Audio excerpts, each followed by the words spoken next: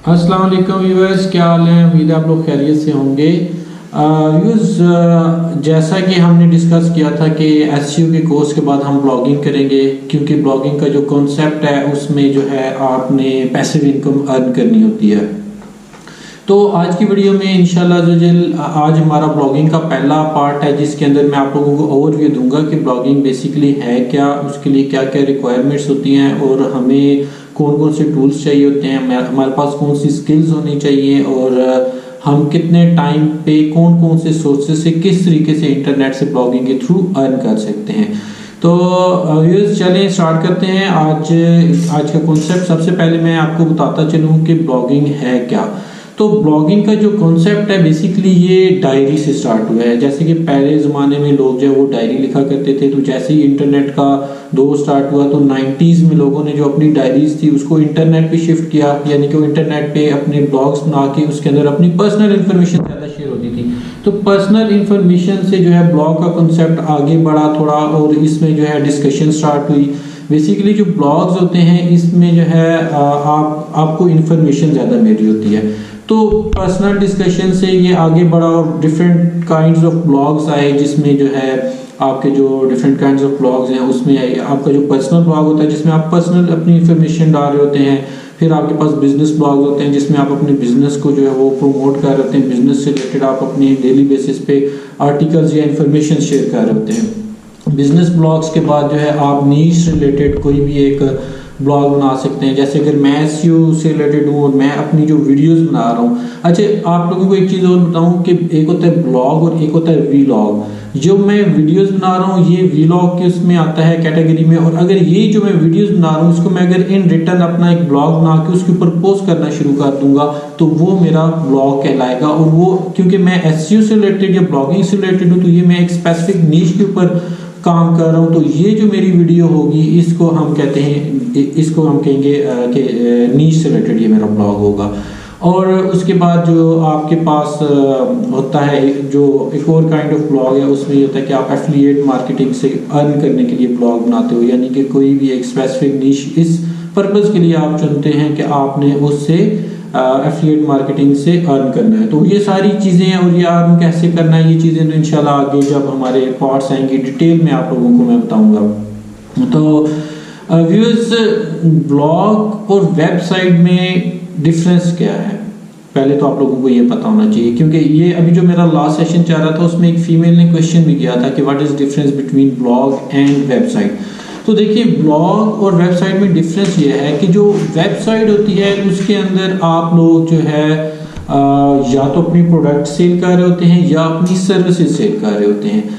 और जो ब्लॉग होता है ये जनरल डिस्कशन होती है, जनरल भी हो सकती है, स्पेसिफिक भी हो सकती है, मतलब ये डिस्कशन होती है और इसमें आप इंफॉर्मेशन शेयर कर रहे होते हैं। तो मेन डिफरेंस यही है ब्लॉग में और वेबसाइट में, कि वेबसाइट में जैसे लेट्स सपोज मैं अगर एसईओ की सर्विसेज दे रहा हूँ तो मैं अगर कोई अपनी वेबसाइट बनाता हूँ, जैसे dynamologic.com जो वेबसाइट है उसके ऊपर web design, development, SEO, digital marketing ये सारी सर्विसेज हम सेल कर रहे हैं ना। तो ये जो हम सर्विसेज सेल कर रहे हैं बेसिकली ये हमारी जो है सर्विसेज सेल कर रहे हैं, तो ये हमारी वेबसाइट है। इसी तरीके से अगर मैं कोई ई कॉमर्स की वेबसाइट बनाता हूँ जिसमें मैं डिफरेंट प्रोडक्ट्स जैसे कोई लैपटॉप, मोबाइल या इस तरह की कोई चीज़ें सेल करना शुरू कर दूँ, तो ये जो मैं जो प्रोडक्ट सेल कर रहा होता हूँ ये मेरी जो वेबसाइट होगी ये भी मेरी वेबसाइट के उसमें आती है, ये ई कॉमर्स की वेबसाइट हो जाती है। तो इसी तरीके से अगर मैं जिस तरह ये मैं वीडियोस बना रहा हूँ, अगर मैं इन वीडियोस को की जो है वो यही वीडियोस मैं कंटेंट में कन्वर्ट करके मैं अगर इनको अपना एक ब्लॉग बना के उनके ऊपर एसईओ से रिलेटेड लोगों की हेल्प करना शुरू कर दूंगा तो वो मेरा एक ब्लॉग हो जाएगा। व्यूअर्स, इसके अलावा ब्लॉग और वेबसाइट में ये भी डिफरेंस होता है कि ब्लॉग के ऊपर आपको फ्रीक्वेंटली कंटेंट अपडेट करना पड़ता है, जबकि कंटेंट से मुराद ये है कि जो आपका टेक्स्ट कंटेंट होता है। जबकि जो वेबसाइट्स होती हैं, जैसे कि लेट्स सपोज मेरी सर्विसेज की वेबसाइट है, मैं एसईओ वगैरह की सर्विसेज दे रहा हूँ, मैंने वेबसाइट बनाई है, तो मुझे ज़रूरी नहीं है कि मैं उस पर डेली बेसिस पे कोई ना कोई कंटेंट ऐड करूँ, क्योंकि मैं जो ऑलरेडी सर्विसेज वहाँ पे लगा चुका हूँ, web design, development and SEO, उसके साथ आल्दो मैं एक ब्लॉग अटैच कर सकता हूँ। उसका भी पर्पज़ यही होता है कि जो मैं सर्विसेज दे रहा हूँ उससे रिलेटेड लोगों को मैं इन्फॉर्मेशन दूँ, लेकिन वो फिर ब्लॉग के उसमें आ जाएगा, ब्लॉग के हेड में आ जाएगा। तो जो वेबसाइट का पार्ट है उसके ऊपर आपने एक ही दफ़ा में कंटेंट ऐड करना होता है जो आप सर्विसेज सेल कर रहे होते हैं। इसी तरीके से जो ई कॉमर्स की वेबसाइट्स होती हैं उसमें आप प्रोडक्ट्स तो जो है वो अपडेट कर रहे होते हैं, लेकिन जो आपने इंफॉर्मेशन या जो आपने डिस्कशन होती है वो नहीं चेंज करनी होती वेबसाइट्स में। तो जो आपके ब्लॉग और वेबसाइट्स होती हैं उसमें जो दूसरा मेन डिफरेंस होता है उसमें ये होता है कि आपका जो कंटेंट है वो ब्लॉग के ऊपर फ्रिक्वेंटली जा रहा होता है, मोर फ्रिक्वेंटली जा रहा होता है, और वेबसाइट्स के ऊपर जो है वो फ्रिक्वेंटली नहीं जा रहा होता। और इसके अलावा जो मेन डिफरेंस जो ब्लॉग और वेबसाइट का है वो ये होता है कि जो आपकी ब्लॉग्स होते हैं ना उसके ऊपर आपकी ऑडियंस की इंगेजमेंट बहुत ज़्यादा होती है, और जो आपकी वेबसाइट होती है उसके ऊपर बहुत कम होती है। उसकी रीज़न क्या, रीज़न ये होती है कि हर बंदा इंफॉर्मेशन ढूंढ रहा होता है, हर बंदा चीज़ें डिस्कस करना चाह रहा होता है, हर बंदा जो है वो हर वक्त कुछ ना कुछ सर्च कर रहा होता है, जबकि परचेज करने वाले बहुत कम होते हैं। तो इसीलिए जो वेबसाइट्स होती हैं उसमें या तो आप सर्विसेज दे रहे होते हैं या फिर आप कोई प्रोडक्ट्स बेच रहे होते हैं। तो जो नॉर्मल एक ऑब्जर्वेशन है, कॉमन ऑब्जर्वेशन है, उसमें ये देखा जाता है कि जैसे अगर मिसाल के तौर पे मैं आपको अपनी नीश से रिलेटेड एग्जांपल देता हूँ कि मेरी अगर web design development and SEO की सर्विसेज की वेबसाइट है, तो अगर मेरी वेबसाइट पे डेली 100 से 150 विजिटर्स आ रहे हैं और उसी के मुकाबले में मैं अगर इसका एक ब्लॉग बना लूँ और उस पर मैं मोर फ्रीक्वेंटली डेली बेसिस पे एसईओ से रिलेटेड या वेब डिज़ाइन डेवलपमेंट से रिलेटेड लोगों को टिप्स देना शुरू कर दूँ, लोगों को अपडेट्स देना शुरू कर दूँ, तो वो उस वेबसाइट पे मेरे डेली के थाउजेंड्स ऑफ विजिटर्स आ सकते हैं। लेकिन जो मेरी सर्विस की वेबसाइट है उस पर थाउजेंड्स ऑफ विजिटर लाने के लिए मुझे अगर शायद 10-15 साल लग जाए, लेकिन जो ब्लॉग है उसको मैं 7-1.5 साल में उस लेवल तक ला सकता हूँ। तो ये तो मेन डिफरेंस हो गया ब्लॉग में और वेबसाइट में। उसके बाद जो नेक्स्ट चीज़ है वो ये है कि जो ब्लॉग्स हैं उसके लिए आपको स्किल क्या चाहिए होती है। तो ब्लॉग या ब्लॉगिंग दोनों एक ही चीज़ है। अच्छा, ब्लॉग जो ब्लॉग बनाएंगे जिसके ऊपर आप कंटेंट वगैरह अपडेट करेंगे वो ब्लॉग होता है, और इस प्रोसेस को यानी कि आप अपना ब्लॉग बना के उसको चला रहे हैं, इस सारे प्रोसेस को ब्लॉगिंग कहते हैं। और एक चीज़ और जो बहुत ज़्यादा मिक्स होती है कि जो कंटेंट होता है उसको भी जो समटाइम जो ना ब्लॉग कहते हैं। जैसे मिसाल के तौर पे अगर मैंने अपनी वेबसाइट के लिए कंटेंट लिखवाना है तो मैं कहूँगा मैं एक ब्लॉग लिखवाना चाहता हूँ, तो ब्लॉग पोस्ट। तो ये छोटी छोटी कन्फ्यूजन्स हो जाती हैं, तो आपको ये पता होना चाहिए कि जो आपकी जो वेबसाइट के ऊपर कंटेंट पब्लिश होता है उसको कंटेंट भी कहते हैं, उसको भी ब्लॉग कहते हैं। और जो ब्लॉग और ब्लॉगिंग का डिफरेंस है वो ये है कि जो आपका अपना ब्लॉग होगा उसको ब्लॉग कहते हैं, और जब आप उसके ऊपर अपना काम स्टार्ट कर देंगे तो उस प्रोसेस को ब्लॉगिंग कहते हैं। तो जो आपने अगर अपनी ब्लॉगिंग करनी है और आपने अपना ब्लॉग बनाना है तो उसके लिए आपके पास स्किल्स क्या होनी चाहिए। अगर तो आपकी कंटेंट राइटिंग की स्किल्स अच्छी हैं तो भी आप अपना ब्लॉग बना सकते हैं, अदरवाइज आपके पास एसईओ की स्किल्स होनी चाहिए।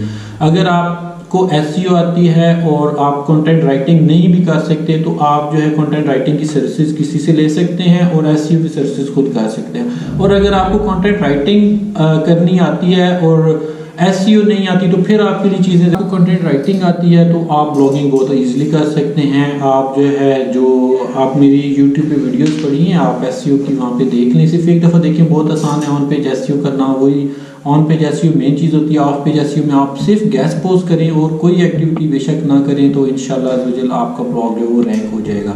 तो ये बाकी सारी चीज़ें तो इंशाल्लाह जब हम आगे बढ़ेंगे तो मैं आप लोगों को स्टेप बाय स्टेप बताता चलूँगा।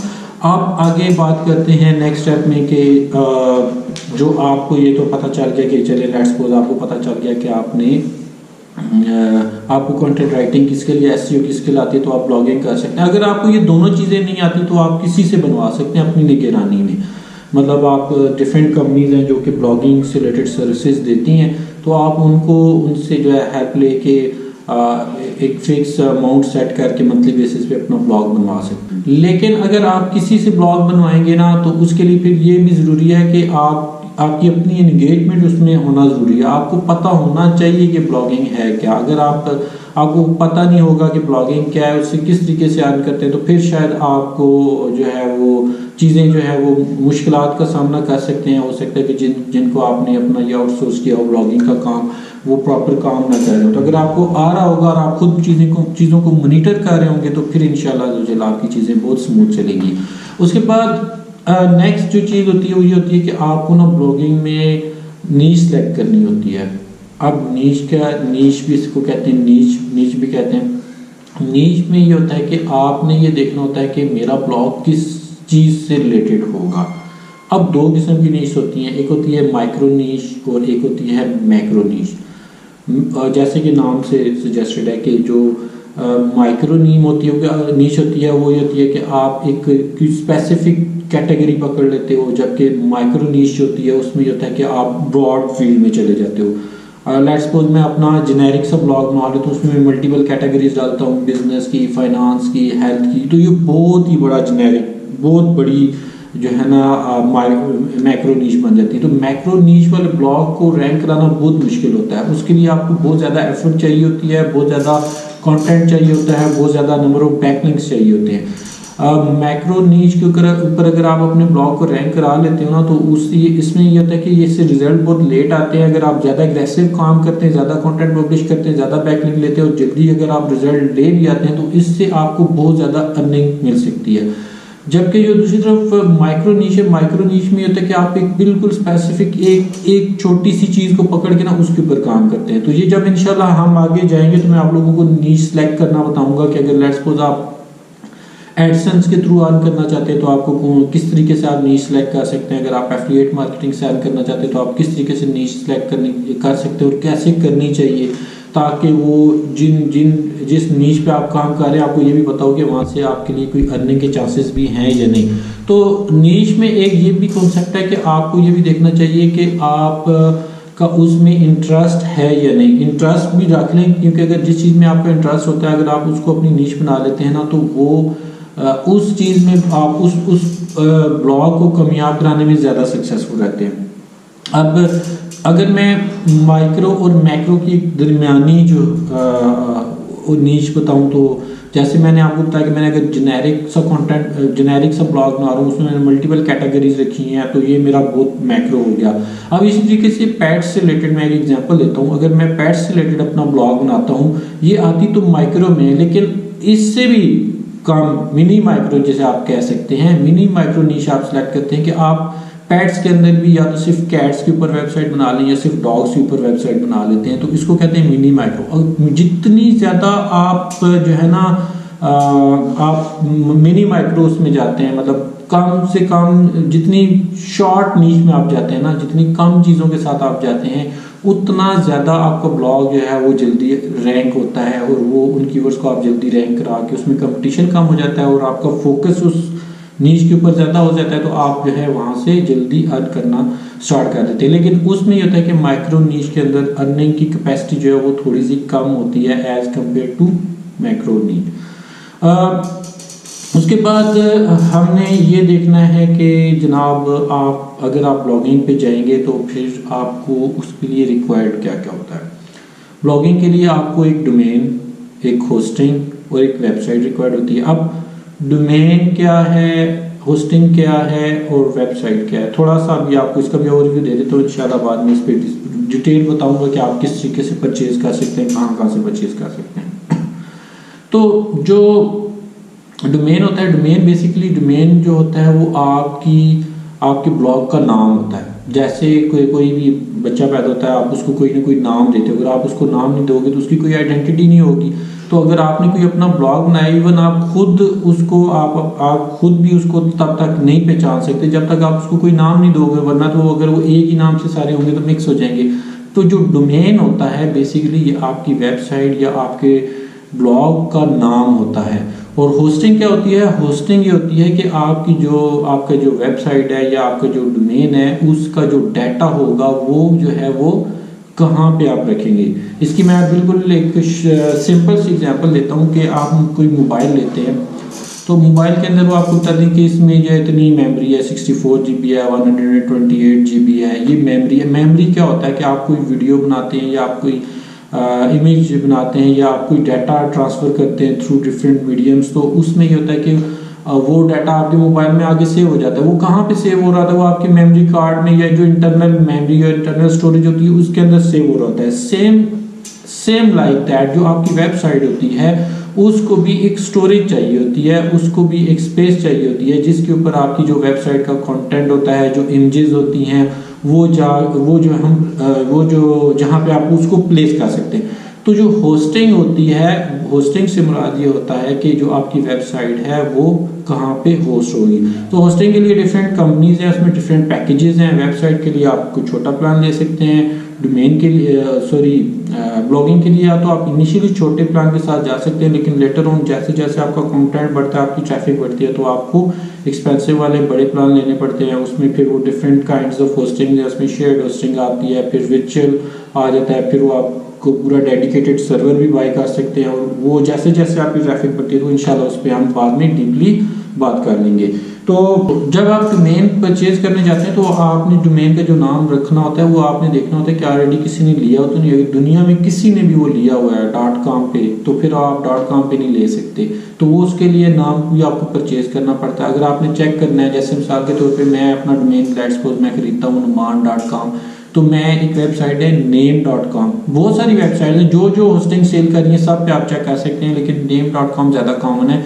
आप name.com पे जाके सर्च करें numan.com अवेलेबल है या नहीं। अगर तो किसी ने ख़रीदा हुआ तो वो कहेंगे ये नहीं अवेलेबल। अगर वो किसी ने नहीं ख़रीदा हुआ तो आपको जो है वहाँ पे ऑप्शन आ जाता है, वहाँ पे आप वहाँ से आप परचेज़ कर सकते हैं। और जो कुछ लोग ऐसे भी होते हैं कि जो बहुत अच्छा नाम होता है ना, वो पहले से परचेज करके उसको एक्सपेंसिव बेच रहे होते हैं, तो उसको प्रीमियम डोमेन्स कहते हैं। नॉर्मल डोमेन आपको 8 से लेके $12 के दरमियान मिल जाता है, ठीक है, नॉर्मल नाम या डोमेन। जो प्रीमियम होते हैं वो लाखों डॉलर में भी चले जाते हैं। तो वो अगर मिसाल के तौर पे कोई ब्रांड है, उसने रजिस्टर्ड नहीं किया पहले डोमेन, अपना ब्रांड बना लिया और ब्रांड सक्सेसफुल हो गया, जैसे मिसाल के तौर पे मैं कहता हूँ कि अभी पाकिस्तान में जो किसी भी एक ब्रांड का आप नाम ले लें, मतलब इसमें ऐसा भी है कि कोई फिजिकल मार्केट में पहले आ गए हैं और उन्होंने अपना डोमेन नहीं लिया, तो कुछ लोग ऐसे करते हैं कि वो उनके नाम का डोमेन पहले ही खरीद लेते हैं, फिर जब उनका बिजनेस चल पड़ता है और उन्हें मजबूरन फिर वो अपना नाम तो खरीदना पड़ता है, तो फिर वो कहते हैं हम इसको एक्सपेंसिव में बेचेंगे। या कुछ नाम ऐसे होते हैं जो बहुत अट्रैक्टिव होते हैं, तो लोग उनको पहले से खरीद के जो है वो बाद में एक्सपेंसिव सेल करते हैं। तो डोमेन का ये सीन होता है। डोमेन होस्टिंग के बाद फिर आपने वेबसाइट बनानी होती है। ब्लॉगिंग के लिए ज़्यादातर जो है ना वर्डप्रेस की वेबसाइट्स चलती हैं। वर्डप्रेस के आप कोई प्रीमियम थीम परचेज कर सकते हैं, $60-70-80 का थीम लें, उसको इंटरनेट पे इंटीग्रेशन का तरीका देख लें, या कोई वेब डेवलपर जो वर्डप्रेस का डेवलपर हायर कर ले, वो आपसे 10-12 हज़ार पे चार्ज करेगा। एवरेज डिफरेंट है उसको इंटीग्रेट करने का। और ब्लॉग बनाने की भी नॉर्मल कॉस्ट इतनी आती है, लाइक आपकी डोमेन होस्टिंग और वर्डप्रेस का अगर आप कोई थीम परचेज करके उसको इंटीग्रेट कराने तक के सारे प्रोसेस में आपकी जो कॉस्ट बनती है वो सम टाइम 15,000 से लेके 25,000 के दरमियान तक बनती है। डिपेंड करता है कि आप कितना जो है वो अच्छा डेवलपर हायर कर रहे हैं। अगर कोई बहुत एक्सपीरियंस है तो वो आपसे ज़्यादा भी चार्ज कर सकते हैं। तो डोमेन डोमेन कह रहा हूँ, जो ब्लॉग है ये नॉर्मली आप वर्डप्रेस पे बातें, उसकी रीज़न ये होती है कि वर्डप्रेस के अंदर आपको मल्टीपल जो प्लगइन्स मिल जाते हैं, जैसे योस्ट हो गया, ऑल इन वन हो गया, इस तरह के प्लगइन्स आपको हेल्प करते हैं कि ब्लॉगिंग की जो बेसिक रिक्वायरमेंट्स हैं लाइक ऑन पेज एसईओ से रिलेटेड चीज़ें वो आप इजीली वहाँ से चेक कर सकते हैं कि रीडेबिलिटी कितनी है कंटेंट की, और आपके ऑन पेज एसईओ के सारे जितने भी चेक वो उसमें ना ऑप्शन दे रहा होता है, जिस तरह मैंने अपने एसईओ के कोर्स में बताया था। तो वो फिर आप चेक कर सकते हो इजीली कि आपकी सारी की सारी जो भी गूगल की रिक्वायरमेंट्स हैं वो फुलफिल्ड हैं या नहीं। तो इसलिए मैं भी सजेस्ट करूँगा कि आप लोग वर्डप्रेस पे वेबसाइट बनाएं और कोशिश करें कि आप कोई भी इंटरनेट पे पड़ा हुआ नर्ड थीम ना यूज़ करें। उसमें बड़े इश्यूज होते हैं, उसमें बड़े स्पैम, उसमें बड़े वायरसेस होते हैं, वो बाद में वो आपका हैक होने के चांसेस बढ़ जाते हैं। जब आप डोमेन ले लेते हैं, होस्टिंग ले लेते हैं, वेबसाइट ले लेते हैं, उसके बाद जो नेक्स्ट स्टेप होता है वो ये होता है कि आपने अपनी स्ट्रैटेजी बनानी होती है। और स्ट्रैटेजी से पहले जब आपने नीश सेलेक्ट की है तो उसके लिए आपको कीवर्ड एनालिसिस का तरीका पता होना चाहिए कि जो आपका ब्लॉग है उसके लिए जो आप कंटेंट लिखवाएंगे उसके लिए कीवर्ड कैसे फाइंड करेंगे। उसके लिए फ्री के टूल्स हैं, Ahrefs टूल वाले भी फ्री का ऑप्शन देते हैं कीवर्ड फाइंड करने का। इसी तरीके से SEMrush है, नील पटेल का जो टूल है, उबर सजेस्ट आप यूज़ कर सकते हैं। उबर सजेस्ट बहुत सस्ता है, मैं बड़ा रिकमेंड करता हूँ लोगों को, क्योंकि नील पटेल जो है ना वो खुद भी डिफरेंट APIs यूज़ कर रहा है, तो आई थिंक वो Ahrefs टूल वालों की यूज़ कर रहा है। तो आप उसका पैकेज ले लें, $10-12 में मंथली है, और आई थिंक $200 में आप लाइफ टाइम वाला प्लान लेके उबर सजेस्ट यूज़ कर लें ब्लॉगिंग के लिए। वरना फ्री के भी काफ़ी टूल्स हैं जिनसे आप हेल्प ले सकते हैं।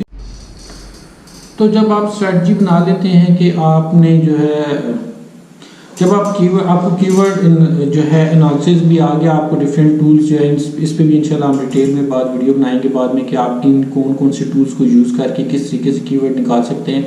ऑलरेडी मैंने वैसे एसईओ के कोर्स में मेरा जो एसईओ का पार्ट रन है उसमें मैंने गूगल एडवर्ड्स से कीवर्ड निकालने का तरीका बताया हुआ है, और साथ में मैंने एचएफ टूल से भी अगर आपके पास उसकी एक्सेस है, अदरवाइज आप जो है उबर सजेस्ट यूज़ कर सकते हैं, उबर सजेस्ट भी सेम ही है। तो कीवर्ड एनालिसिस आपको आना चाहिए। कीवर्ड एनालिसिस अगर आपको आता है तो उस कीवर्ड्स को निकाल के उसके ऊपर आपने किस तरीके से कंटेंट लिखना है, इंशाल्लाह जो जल्दी इसको हम बहुत डीपली देखेंगे। तो जब आप कंटेंट लिख के अपने ब्लॉग के ऊपर पब्लिश कर लेते हैं इमेजेस वगैरह प्रॉपर लगा के, तो उसके बाद आपकी, और साथ साथ फिर उसके बाद आपको एसईओ की सर्विसेज चाहिए होती हैं। कंटेंट पब्लिश करें वेबसाइट के ऊपर, साथ उससे गेस्ट पोस्ट लें, कंटेंट पब्लिश करें, गेस्ट पोस्ट लें। कंटेंट पब्लिश जब भी करें तो 2 इंटरनल लिंक दें अपने रेलिवेंट उसी तरह के जो पोस्ट हों उनसे मिलते जुलते पेजेस को, और एक एक्सटर्नल लिंक देना चाहिए आपको। और जब आप ये थोड़ा सा आपके ब्लॉग में 10, 15, 20 पोस्ट हो जाए तो फिर आप उसके गेस्ट पोस्ट स्टार्ट कर दें, बैकलिंक स्टार्ट कर दें। बैकलिंक्स में और भी डिफरेंट टेक्निक्स हैं, लेकिन मैं सिर्फ सजेस्ट करूँगा गेस्ट पोस्ट का। तो जब आप गेस्ट पोस्ट करेंगे उसके बाद 4 से 6 महीने बाद आपकी वेबसाइट पे थोड़ी बहुत ट्रैफिक आती है, तो उसके बाद इंशाल्लाह मैं आपको बताऊंगा कि आपके पास कौन कौन से डिफरेंट वेज हैं। उस वैसे तो ये नॉर्मली जब आप नीश सेलेक्ट करते हैं तो उस वक्त भी आप ये डिसाइड कर चुके होते हैं कि जो आपका सोर्स ऑफ अर्निंग होगा वो एडसन होगा, वो एफिलिएट मार्केटिंग होगा, या वो कोई और होगा। तो वो इंशाल्लाह ज़ोजल मैं आपको बताऊंगा कि आप जो है एफिलिएट मार्केटिंग से भी ब्लॉगिंग में अर्न कर सकते हैं, आप एडसन से भी अर्न कर सकते हैं, आप प्रीमियम एड से भी अर्न कर सकते हैं, और आप अपनी कोई प्रोडक्ट बना के उसको भी प्रमोट करके अर्न कर सकते हैं। तो ये इंशाल्लाह स्टेप बाय स्टेप सारी चीज़ें चलेंगी आगे, और एज सुन एज पॉसिबल हम इस ब्लॉगिंग वाले चैप्टर को कंप्लीट करते हैं, तो उसके बाद इंशाल्लाह हम सोशल मीडिया पे जाएंगे। तो आपने अगर जो है मेरा सारा ये ब्लॉगिंग का कोर्स जो कि फ्री ऑफ कॉस्ट आप लोगों को यूट्यूब पे मिलेगा, अगर आपने ये देखना है तो आप प्लीज़ मेरे चैनल को सब्सक्राइब करें और बेल का आइकन भी दबा दें ताकि आपको नोटिफिकेशन मिलती रहे, कमेंट भी करें। Thank you so much. मिलते हैं इंशाल्लाह नेक्स्ट पार्ट 2 के साथ बहुत जल्द। जज़ाकल्लाह खैर।